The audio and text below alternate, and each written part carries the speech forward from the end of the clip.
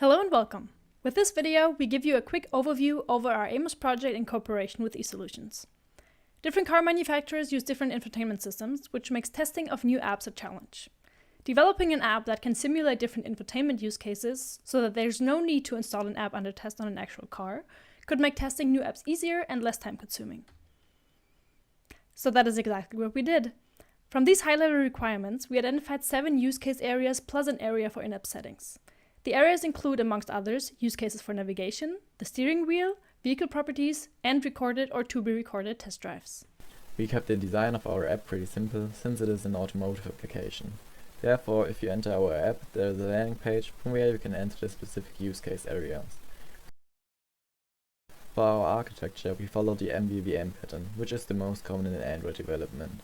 This means that we have views which contain all the code for graphical user interface, such as our landing page or the navigation page.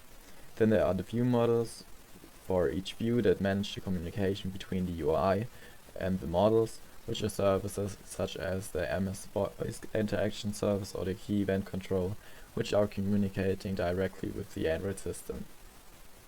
We begin with the landing page. Here you can see an overview of all the areas our application has to offer. First of all, I will show you the navigation area. Here you can simulate starting and stopping a navigation. Both these actions can be performed with a preset delay, and the state of the navigation can be determined by the color of the pin icon in the upper right corner. Lastly, the speech announcement button will play a navigation speech command after the set delay. In 300 meters, please turn right.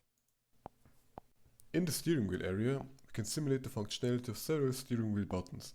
The behavior of each button is explained in the description mode. Often it is necessary to test sequences of button presses. Therefore, we added the ability to record button sequences. The recordings can be played in the sequences page and removed by swiping to the side.